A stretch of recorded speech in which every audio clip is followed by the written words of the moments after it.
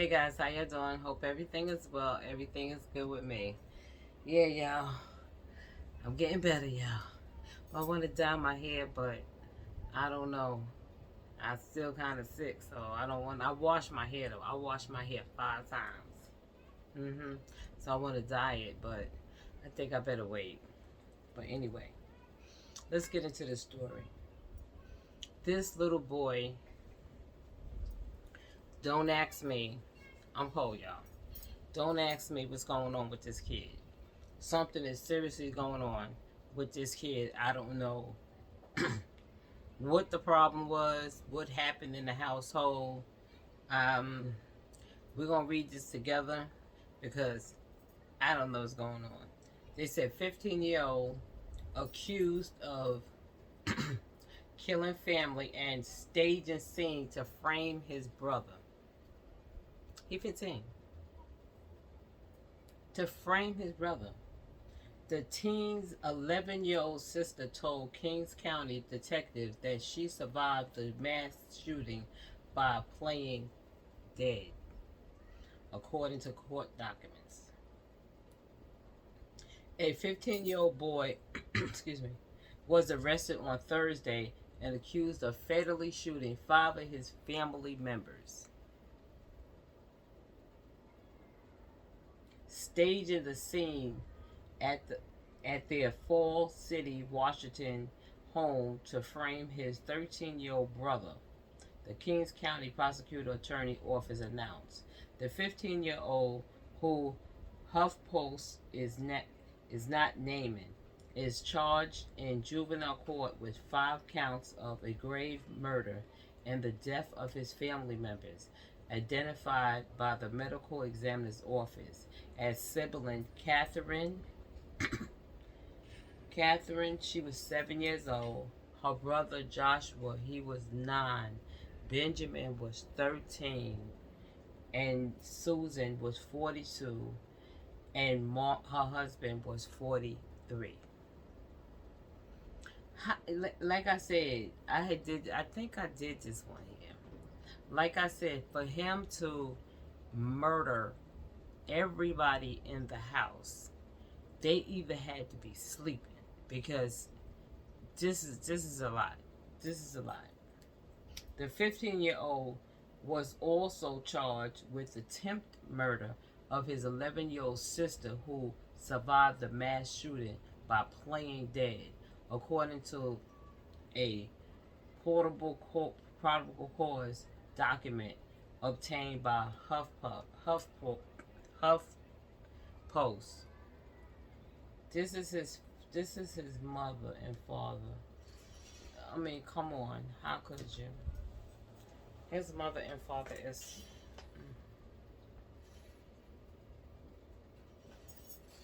This boy was a demon. You know how they say Damien? Yeah, he was a demon. When with tears in his eyes, the 11-year-old told detectives she was in the bathroom she shared with Catherine when they they were both woke up to the sound of gunshots. According to the documents, she she went to go check what was happening. Then she saw Joshua and her dad lying on the hallway floor. Catherine got out of her bed and entered the hallway, but was fatally shot. According to the to, according to the possibility cause document, the 15-year-old then entered the bedroom holding their father's silver Glock, the document said. The 11-year-old told detectives her brother shot at her once or twice with a single bullet, hitting her in the hand and neck. According to the documents, she said she immediately felt pain. She then heard someone shouting, "Stop," and "Help," and what she believed was her 15-year-old brother speaking on the phone, according to according to the probable cause document. She told police he was leaning over the three bodies in the hallway to see if they were still alive. Then came back to the bedroom to check on her. What the hell? What possibly could have happened? He probably took something. I'll be real. She closed her eyes and held her breath and pretended to play dead as he stood next to the bed. A detective with the Kings County Sheriff Office wrote in documents. The 15-year-old eventually left the room to talk on the phone. According to the um, probable cause document, the 11-year-old escaped through the window and ran to a house a quarter-mile away. While she was outside, she saw her brother talking on the phone through the front window at about 4:55 a.m. That day. The Kings County Sheriff Office received 911 calls from the 15-year-old who said he was hiding in the bedroom and that his brother Benjamin had killed his whole family and taken his own. Authority says he just shot my whole family and committed the S word. 2. The 15-year-old allegedly told authorities. The 15-year-old told deputies that Benjamin had been caught looking at sex the night before and killed the family because he feared getting in trouble, according to a probable cause statement. You gonna get in trouble. You scared you was gonna get in trouble for looking at something like that. You're a boy. I mean, I'm not saying it's okay for them to look at it, but damn, you're a boy. Like, that's crazy. But what that got to do with you killing your whole family? What that got to do with it? Something else is behind this here. Authorities also received a second 911 call around the time from the house where the 11-year-old had escaped to, saying that she was suffering a gunshot wound and witness had witnessed her family killing. According to the probable cause documents, she identified her 15-year-old brother as the shooter and stated that she was concerned that he would come over. She was scared. She thought he was going to come over and get her at the people's house. Oh my God. The document said the 15-year-old was detained when deputies arrived at the home shortly after the call and found the rest of the family deceased. According to probable cause documents, the mother had been killed inside a bathroom located in the primary bedroom. Benjamin was found deceased with a Glock handgun in his left hand, lying on his chest, according to documents. But authorities noted that there was no apparent blood splatter on his hands. He actually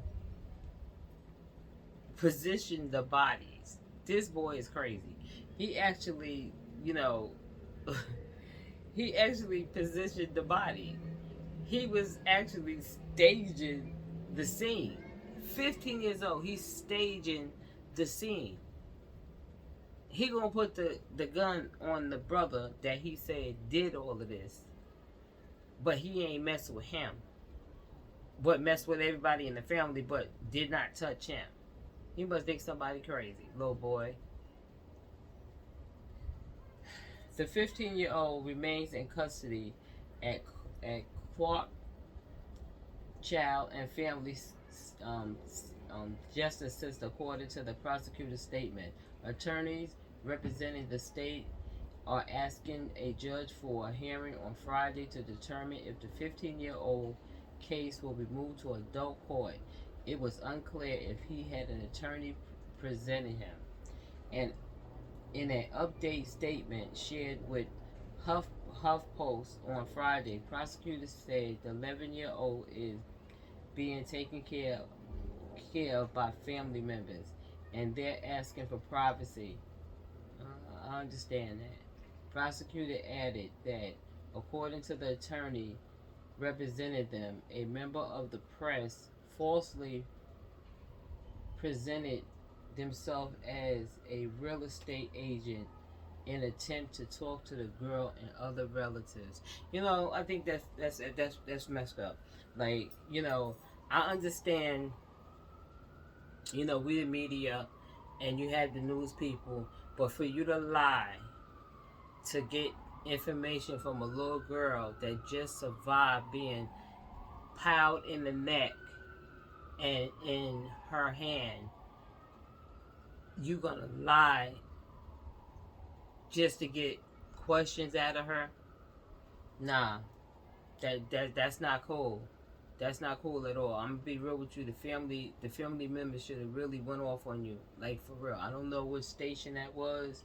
They did something crazy like that, but that's very disrespectful. You ain't even trying to get a little girl. She's hurt. She just got piled in her neck, and other places in her body, and you don't have enough respect to give her or her family. I think that's down and dirty. For real. I don't know what station did that there, but that's effed up. That's messed up. I'm sorry, y'all. I was just looking because I just can't believe that, that the news would go. I mean, the news get down like that, but I would never think that they would do something like that. But anyway, y'all, I'm gonna let y'all see a little clip of what's really going on. But hit that like button and subscribe, y'all. Alright. Give me a minute, y'all. Alright, be back. Today we learned that the three siblings who died were all under the age of 13, with their own brother accused of methodically killing them and then staging the scene to make it look like one of them committed the murders. According to prosecutors, this case was cracked open by two very different 911 calls. One of them was made by the 15-year-old suspect. Before sunrise, they say he called 911 and said it was his brother who committed these murders before taking his own life. According to court documents, the boy told authorities his brother was about to get in a lot of trouble for looking at pornography. So to get out of any punishment, the murders happened. Prosecutors, though, believe it was all a lie. In court papers, they point to a second 911 call in this case, made by the suspect's 11-year-old sister. That little girl was also shot, but survived. In the aftermath of the shooting, prosecutors say she ran to a neighbor's home for help, and in a 911 call, she reported that it was her 15-year-old brother who had shot her and everyone else, not her other brother, who was now dead. That 15-year-old now faces 5 counts of first-degree murder as well as 1 count of attempted murder. Those who knew this family, including one of the victim's soccer coaches, told Como that the family always seemed incredibly close-knit. You thought they were perfect. That's what I like from the outside. They looked perfect to me. The charges come as we learned the names and the ages of those who died. The parents were Mark Humiston and his wife Sarah, both in their 40s. As for the siblings who died, Benjamin Humiston was only 13, Joshua Humiston only 9, and Catherine Humiston only 7.